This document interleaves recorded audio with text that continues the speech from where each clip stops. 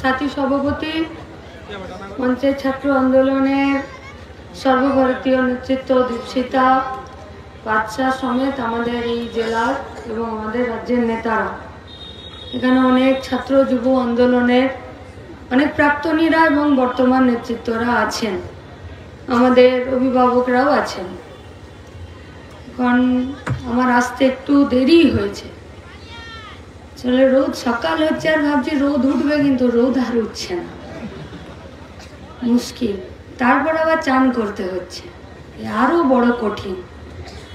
চান করতে গিয়ে মনে হচ্ছে যে চানটা যদি একটু ওই পঞ্চায়েতের ভোটের মতো একটু হয়ে যেত তো খুব ভালো হতো। মানে ধরুন আমি চান করতে গেলাম আর গিয়ে দেখলাম আমার চানটা কেউ করে দিয়েছে।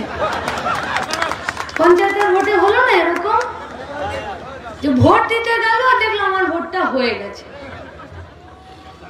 কিন্তু আসলে জীবনটা এত সহজ নয়, আসলে প্রত্যেক দিনের লড়াইটাও এত সহজ নয়। আসলে যে দাবিতে ছাত্ররা লড়ছে, এসএফআই লড়ছে, যে দাবিতে আজকে এই জেলার সম্মেলন চলছে, সেগুলো এত সহজ নয়। কিন্তু কেন সহজ নয়? কেন কেন স্বাধীনতার এত বছর পরেও শিক্ষার অধিকার এবং শিক্ষা ক্ষেত্রে যে টাকাটা বরাদ্দ হবে সেটা যাতে প্রপার ইউটিলাইজেশন হয়, তার জন্য রাস্তায় দাঁড়িয়ে থেকে স্বপন কোলেকে খুন হয়ে যেতে হবে? কেন কেন সুদীপ্তর মাথাটা ফাটিয়ে দিয়ে তার মাথার সাদা ঘিলুটা কলকাতার কালো পিচের রাস্তায় ফেলে দেবে? কেন? দাবি তো করার প্রয়োজন ছিল না। কেন প্রতিদিন যারা কাজের দাবিতে, শিক্ষার দাবিতে প্রত্যেকটা দিন লড়াই করছে, কেন তাদেরকে সত্যি কথা বলার অপরাধে?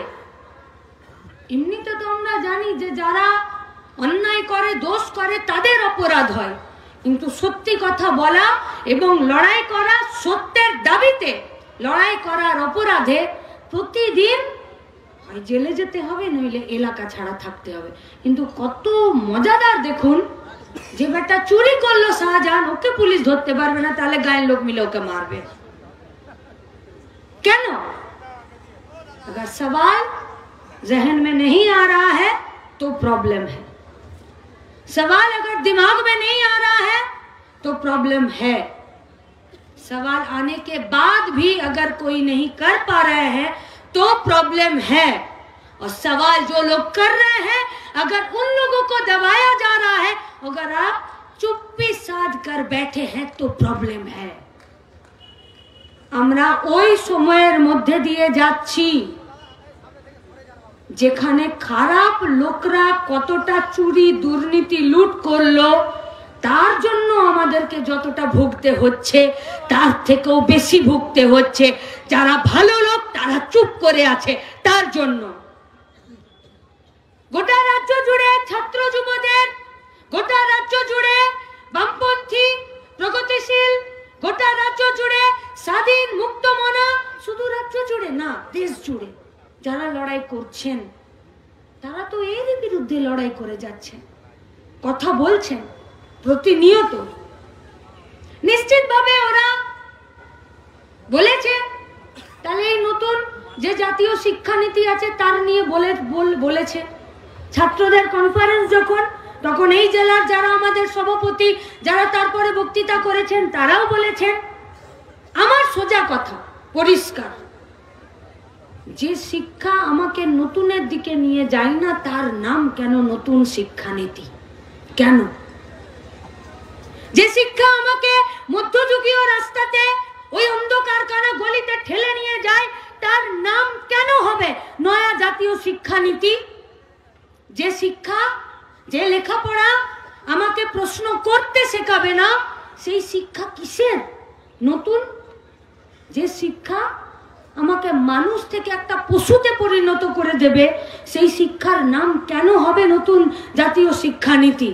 अब आप लोग सवाल पूछ सकते हैं कि লেখাপড়া করে কি সবাই অমানুষ আর পশুতে তৈরি হচ্ছে?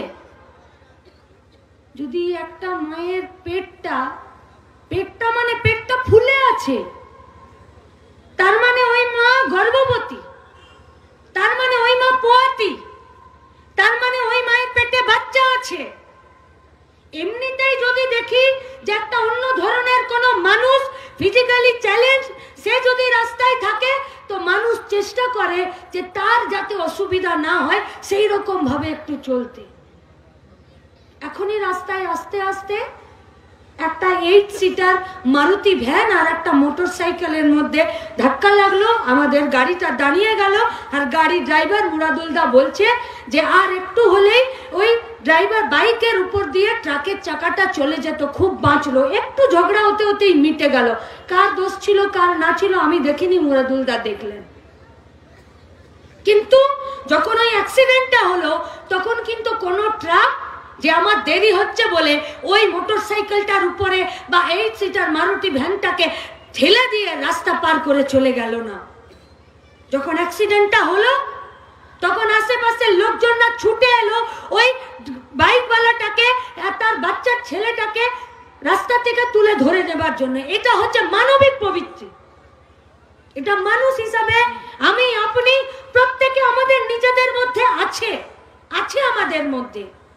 কিন্তু তাহলে কি শেষ হয়ে যাচ্ছে, কি কর্পূরের মতন উধাও হয়ে যাচ্ছে আমাদের মন থেকে, আমাদের মানসিকতা থেকে, আমাদের মাথা থেকে, যেখানে একটা পোয়াতি মা যার পেটটা বড় হয়ে আছে, যে আস্তে আস্তে হাঁটছে, বাচ্চাটা এবারে হবার সময় চলে এসেছে, শুধুমাত্র মাটার ধর্ম মুসলিম হওয়ার জন্য তার পেট চিরে একটা বাচ্চাকে বের করে নিয়ে ত্রিশূলের আগায় নিয়ে তাকে উন্মত্ত ভাবে মিছিল করতে করতে আর নির্দিষ্ট একটা স্লোগান দিতে দিতে গোটা শহরটা পরিক্রম করে, তাহলে নিশ্চিতভাবে তারা মানুষ নয়, তারা পশু।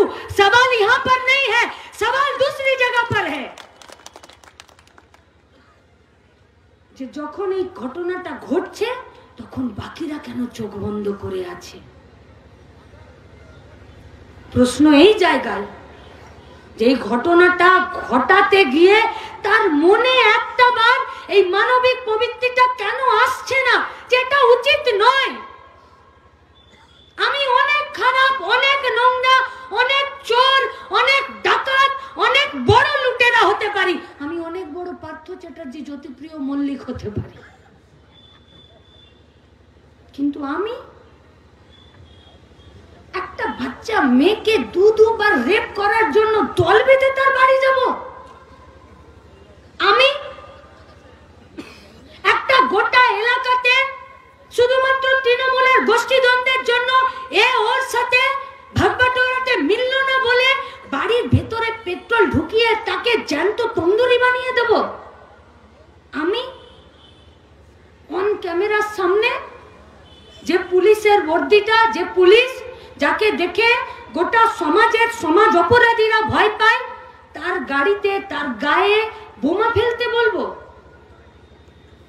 তাহলে এ কোন ধরনের শিক্ষা, এ কোন ধরনের পরিবেশ, এ কোন ধরনের পরিবেশ?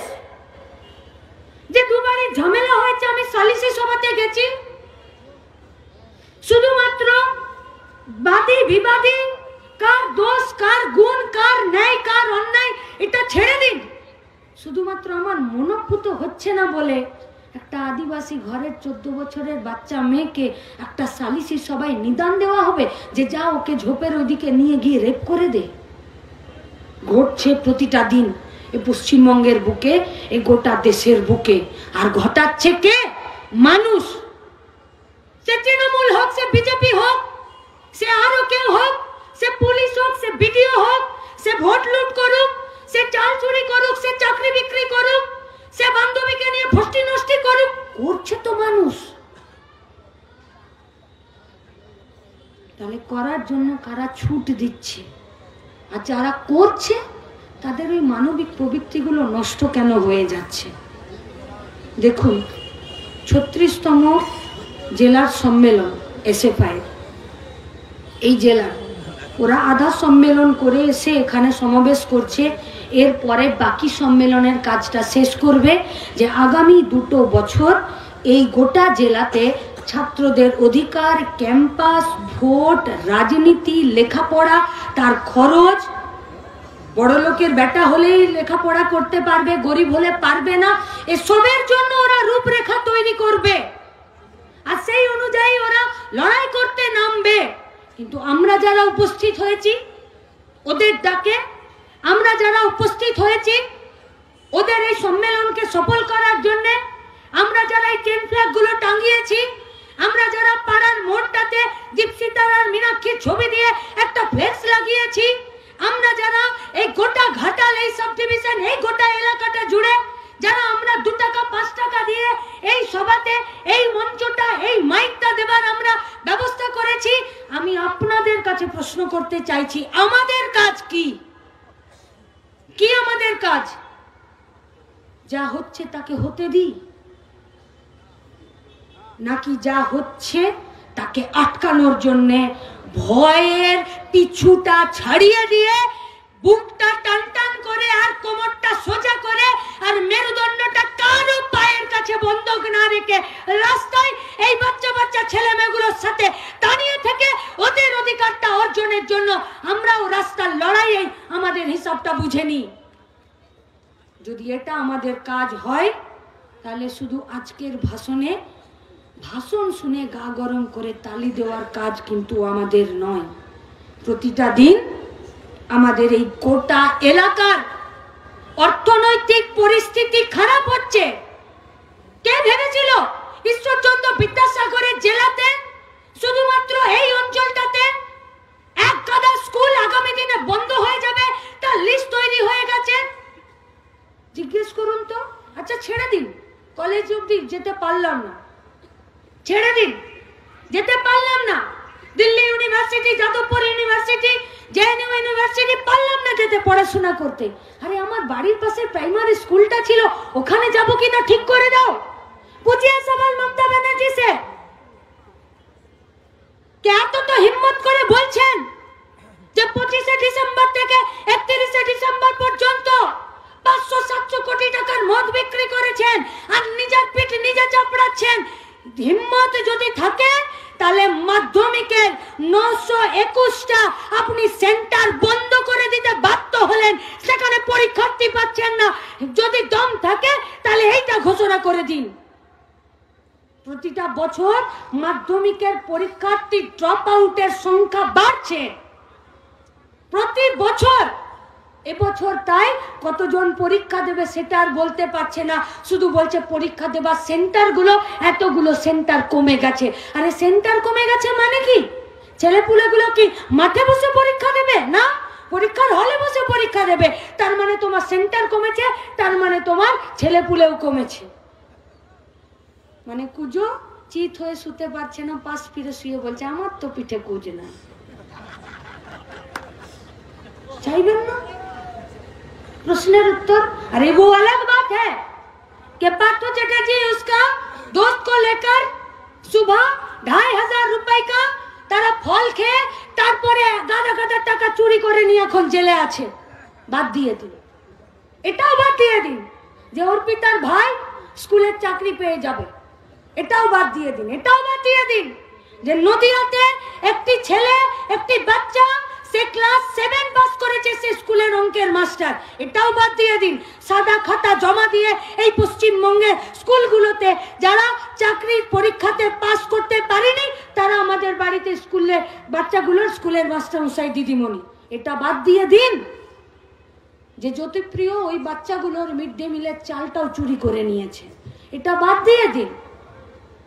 যে ব্যাগেও মমতা ব্যানার্জির ছবি, খাতাতেও মমতা ব্যানার্জির ছবি, বইতেও মমতা ব্যানার্জির ছবি, এটা বাদ দিয়ে দিন। যে ক্লাস 8 এর ইতিহাসের লাস্ট চ্যাপ্টারে আজও পার্থ চ্যাটার্জির নাম জলজল করছে, যে বেটা এখন জেলে বসে আছে, এটা বাদ দিয়ে দিন। যে ভারত ছাড়ো আন্দোলনে কমিউনিস্টদের কি ভূমিকা ছিল, তারা এই ভারত ছাড়ো আন্দোলনে ব্রিটিশদের পক্ষ নিয়েছিল আর দেশবাসীর বিপক্ষ নিয়েছিল, এই ভুল ইতিহাস শেখাচ্ছে, এসব কথা বাদ দিয়ে দিন। আমাদের অন্য প্রশ্ন, হাওড়া স্টেশনে যারা পরিযায়ী শ্রমিক হয়ে মুম্বাইয়ের জাভেরি বাজারে, ব্যাঙ্গালোরের সিটি মার্কেটে উড়িষ্যা, কটক, ভোপালে যারা কাজ করতে যাচ্ছে তাদের বয়স কত? ঘাটাল সাব ডিভিশনের অনেক পাড়া গাঁয়ের মায়েরা, কাকারা, দিদিরা এসেছেন। এমনি যান, শীতের দিন আছে, ঘুরতে হাওড়া স্টেশনে, যেখানে 22, 23, 21, 19 নম্বরের প্ল্যাটফর্মগুলো, সেই দিকে একবার যান। 13 থেকে শুরু করুন। যখন মেচেদা, পূর্ব মেদিনীপুর, পশ্চিম মেদিনীপুরের এই দিক থেকে লোকাল ট্রেনগুলো যায়, তখন হুড়হুড় করে ওরা সব নামে, আর তারপরে ওই 13 নম্বর প্ল্যাটফর্মটা বাদ দিয়ে 14, 15, 16, 17, 18, 19, 20, 21, 22-এ চলে যায়। তখন ওরা চাপে। কোন ট্রেনে চাপে? যে ট্রেনগুলো এই গোটা পশ্চিমবঙ্গ থেকে আমার বর্তমান আর আমাদের ভবিষ্যৎকে নিয়ে চলে যায় পশ্চিমবঙ্গের বাইরের রাজ্যগুলোতে। কিসের জন্য যায়? কাজ পাবার জন্য যায়। কেন কাজ পেতে চাইছে? কারণ পশ্চিমবঙ্গে কাজ নেই। কেন পশ্চিমবঙ্গে কাজ নেই? কারণ পশ্চিমবঙ্গে কলকারখানা খোলা, পরিষেবা ক্ষেত্রে যে টাকা বরাদ্দ করে এখানে কাজের জায়গা খোলার দরকার, সেই কাজের জায়গাগুলো তৈরি হচ্ছে না। কেন চলে যাচ্ছে? কারা যাচ্ছে? 15 বছর, 14 বছর, 13 বছর, 12 বছর, যার ক্লাস 6-এ, 5-এ, 7-এ পড়ার কথা, সেই সব ছেলেগুলো হয় বাবার হাত ধরছে, নইলে কাকার হাত ধরছে, নইলে এলাকাতে যারা লেবারদের সুপারভাইজার বা ঠিকাদারি করছে, তারা এসে নিয়ে টেনে নিয়ে চলে যাচ্ছে। জানে না কেউ? জানে তো? আপনারা জানেন না? জানেন তো? मीडिया जाने ना, वो भी जानते हैं, लेकिन क्या कीजिएगा, पट्टा जिसके हाथ में है उसी का बात बोलेगा। ওরাও শ্রমিক, কিচ্ছু করার নেই। এখানে দুটো এসে দীপশিতার কাছে বাইট নিয়ে যাবে, 3টে বাইট হয়তো আমার কাছে নিয়ে যাবে, 2টো বাইট হয়তো বাদশার কাছে নিয়ে যাবে, আমাদের যে নতুন ছাত্রের সম্পাদক সভাপতি আছে তাদের কাছে নিয়ে যাবে, গিয়ে হাউসের টেবিলে ফেলবে। হাউসের টেবিল বলবে হটাও, এইসব খবর দেখানো যাবে না। কেন? কারণ এইসব খবর দেখাতে গেলে এইসব খবরের গভীরে যেতে হবে। এইসব খবর দেখাতে গেলে স্বীকার করতে হবে স্কুল বন্ধ। এইসব খবর দেখাতে গেলে স্বীকার করতে হবে পশ্চিমবঙ্গে কাজের জায়গা নেই। এইসব কথা দেখাতে গেলে বাপ বাপ করে থুতু ফেলে দেওয়া, সেই থুতু চাটতে হবে যে হিসাব দেয়নি বলে 100 দিনের কাজের টাকা নেই। এইসব খবর দেখাতে গেলে বাপ বাপ করে বলতে হবে যে যে শুভেন্দু আমার সাথে 20 বছর ঘর করেছিল, আজকে সেই শুভেন্দুরা বেআইনি ভাবে 100 দিনের কাজের টাকাকে বন্ধ করে রেখেছে।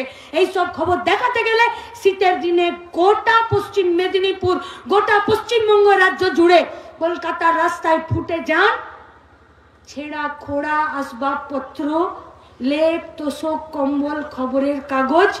সকালবেলা আসানসোল স্টেশনেও একজন ভিক্ষুক, একজন মহিলা, সে স্টেশনের যে পাতাগুলো, খবরের কাগজগুলো পড়ে আছে, ভোর 4:30টায় সে খবরের কাগজগুলো এক জায়গায় পেড়ে আর পরপর পেতে তার উপরে শুচ্ছে হাউস ফর অল। কোথায় গেল? কোথায় গেল আবাস যোজনার ঘর? কোথায় গেল? কে দেবে এর জবাব? তাই আপনি যা কথা বলবেন সেটাই মিডিয়াতে ওরা দেখাতে পারবে না, কারণ ওরাও শ্রমিক। কিন্তু এক অংশের মিডিয়া আছে যারা একটু মিডিয়া কম, দালালি বেশি করছে। শ্রীলঙ্কার কথা মনে রাখবেন, পাবলিক খেপে গেলে একটা মার মাটিতে পড়বে না। তাই বলে কি আমরা বলছি যে মিডিয়াকে পেটান? কখনো না। তাই বলে কি আমরা বলছি যে এক অংশের পুলিশ অফিসাররা আছে যারা কম পুলিশ, বেশি তৃণমূলের দালাল হয়ে কাজ করছে, ওদেরকে পেটান? না, কখনো পেটাবেন না। এই একটু পরে অন্ধকার হয়ে গেলে, আমার সাথে গাড়ি না থাকলে আর আমাকে যদি কেউ আমার অফিসে পৌঁছে না দেয়, আমি যদি রাস্তার মোড়ে দাঁড়িয়ে থাকি, তাহলে সবার প্রথম আমি ভরসা করব খাকি বর্দি পরা পুলিশকে, যে দাদা লাস্ট বাস এখান থেকে কলকাতার কোথায় যাবে আমাকে একটু বলে দিন, আমি সেখানে বাস ধরবো। কারণ তার ওই পোশাকটার প্রতি একটা ভরসা, তার প্রতি একটা আস্থা তৈরি করার জন্য এই পুলিশ প্রশাসনের তৈরি। এই পুলিশ প্রশাসনের তৈরি এটা নয় যে শুধুমাত্র বাইকারদেরকে ধমকে 200 টাকা নিজের পকেটে ভরে নেবার জন্য নয়। কেন পারছে না ধরতে শাহজাহানকে? কেন পারছে না ধরতে মলয় ঘটককে? এতবার ইডি ওদেরকে ডাকলো, তবু কেন? বিচার ব্যবস্থার আদালতের রায় তো ইডিরা এসে এখানে গন্ধ উড়িয়ে দিচ্ছে। তাহলে কেন? তাহলে কি কোর্টকে এরা বুড়ো আঙ্গুল দেখাচ্ছে? কিসের জন্য? কেন হয় এগুলো? এগুলো হতে বাধ্য। পঞ্চায়েতের ইলেকশনের এই দাসপুর ঘাটালের একটা ছবি আপনারা মনে করুন। এক মহিলা, সে জোর করে তাকে কয়েকজন পুরুষ মিলে টেনে হিচড়ে নিয়ে আসছেন, আর মহিলা তথই বচ, হ্যাঁ বলবে কি না বলবে বুঝতে পারছে না। নমিনেশন করেছে, উইথড্র করাতে হবে। মনে পড়ছে? পড়ছে মনে? আমি পশ্চিম মেদিনীপুরে থাকি না, আমি পশ্চিম বর্ধমানে থাকি। সেখানে আমরা খবরের কাগজে, খবরের চ্যানেলে আমরা দেখলাম জোর করে পুলিশের ভূমিকা কি ছিল? কি ছিল পুলিশের ভূমিকা? ওই মহিলাটার কাছে একবারও জিজ্ঞাসা করলো পুলিশ যে আপনি নিজে নমিনেশন উইথড্র করতে যাবেন না আপনি নমিনেশনটা রাখতে চাইছেন? এতগুলো পুরুষ মানুষ আপনাকে ঘিরে কোথায় নিয়ে যেতে চাইছে? কারা নিয়ে যাচ্ছিল? কারা টানা হাঁচড়া করছিল? আর যে পুলিশ ওখানে দাঁড়িয়ে ছিল তার ভূমিকা কি ছিল? কারা ভেতরে ঢুকলো? কারা নমিনেশন রাখতে চাইলো? কারা নমিনেশন তুলে দিতে চাইলো? তাহলে পুলিশ প্রশাসন, মিডিয়া, এরা যখন নির্দিষ্ট যারা চোর, লুটেরা, দাঙ্গাবাজ, দুর্নীতিবাজ, চিটিংবাজ তাদের পক্ষ অবলম্বন করে, তখন আপনার আর কোনো রাস্তা থাকে না, রাস্তায় আপনাকেই নামতে হয়। তাই ইনসাফ যাত্রা ছিল। इंसाफ के मांग पर যে ৮৩২২টা স্কুল বন্ধ করে দিয়ে ২১,০০০ মদের দোকানটা খুলে দেওয়া কোনো মরদের মতন কাজ নয়, ওটা একটা কুলাঙ্গারের মতো কাজ। রেশনের চালটা চুরি করে নিয়ে, মিড ডে মিলের চালটা চুরি করে নিয়ে, আর মেয়েকে ৪ কোটি টাকা টিউশনি পড়তে পাঠিয়ে দিয়ে জেলে বসে থাকা, এটা কোনো মরদের বাচ্চার কাজ নয়, এটা আসলে কুলাঙ্গারদের কাজ। এটা কোনো মরদের বাচ্চার কাজ নয় যে চুরি করে তার উপরে সিনাজুরি করবে। अरे कौन मंदिर बना रहा है, कौन मस्जिद बना रहा है? हम बस भाजपा से एक ही बात पूछेंगे कि आपका चुनावी वादा सिर्फ राम मंदिर बनाना नहीं था, साल में 2 करोड़ बेरोजगारों का नौकरी भी देने का वादा आप ही किए थे। ताले एक चोखे काजोल और एक चोखे सुरमा, वही बोलते हैं कि तुम पियो तो मदिरा और हम पिए तो शराब। দুজনের পক্ষে এই সমস্যা। আমরা আপনাদের কাছে প্রশ্ন করতে চাইছি, ছাত্র আন্দোলনের একটা দীর্ঘ সময় ধরে কাজের দাবিতে, শিক্ষার দাবিতে, লেখাপড়ার দাবিতে, খরচ কমানোর দাবিতে, কলেজ ক্যাম্পাসে ইলেকশনের দাবিতে, ওই দীপশিতা এখনই বলছিল না যে ব্রিগেডে তোমাদের এত ভরলো, তোমাদেরকে ভোট দেবে কিনা? ওই ব্রিগেডের মাঠে মোহাম্মদ সেলিমও বলছিলেন যে একটু পরে ওরা প্রশ্ন করবে যে ব্রিগেড তো ভরালেন, ভোট কি হবে? এতই যদি তোমাদের কনফিডেন্স এবং এতই যদি তোমাদের বুকের পাটা আর এতই যদি বাপের বেটার মতন সাহস, কলেজের ভোটগুলো করে দেখাও দেখি, তারপরে একবার সামনাসামনি হোক। এতই যদি তোমাদের সাহস আর এতই যদি তোমাদের কনফিডেন্স, তাহলে বিডিওকে আর পুলিশকে নামিয়েছিলে কেন পঞ্চায়েতের ভোটে ব্যালট খেয়ে নেবার জন্যে? এতই যদি তোমাদের সাহস, তাহলে প্রত্যেকটা সমবায়ের ভোটে তৃণমূলের ঘটি উল্টে যাচ্ছে কেন? যাচ্ছে না? দাসপুর ঘাটালে সমবায়গুলোতে তৃণমূল বিজেপি পাত পাততে পারছে না। শিল্পাঞ্চলের কলে কারখানাতে গিয়ে খোঁজ নিন, একটা কারখানা, একটা ফ্যাক্টরি, একটা কোনো জায়গা নেই যেখানে ভেতরে ইলেকশন হয় আর সেখানে বামপন্থীরা ছাড়া